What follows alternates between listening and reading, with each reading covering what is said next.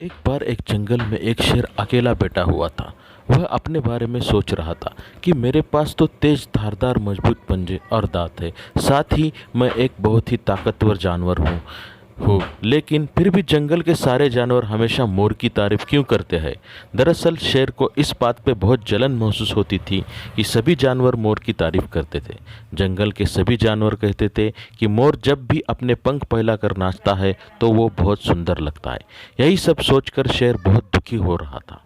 वह सोच रहा था कि इतना ताकतवर होने और जंगल का राजा होने पर भी उसकी तरफ नहीं करता।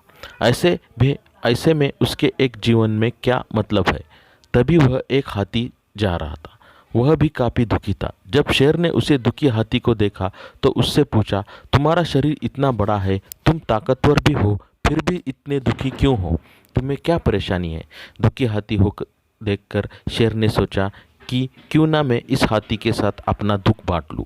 उसने आगे कहते हुए हाथी से पूछा कि इस जंगल में ऐसा कोई जानवर है जिससे तुम्हें जलन होती है और वह तुम्हें हानि पहुंचता हो? शेर की बात सुनकर हाथी ने कहा कि जंगल में सबसे छोटा जानवर भी मुझ जैसे बड़े जानवर को परेशान कर सकता है। शेर ने पूछा, वह कौन सा छोटा जानवर है? हाथी ने कहा, महाराज, वो जानवर चींटी है।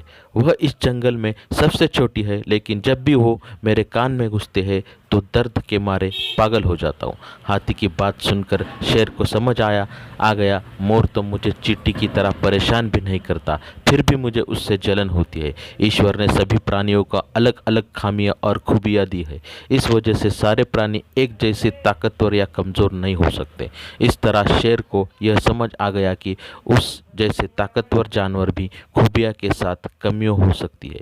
इससे शेर मन में उसका खो गया, आत्मविश्वास फिर से बढ़ गया और उसने मोर से जलन करना बंद कर दिया।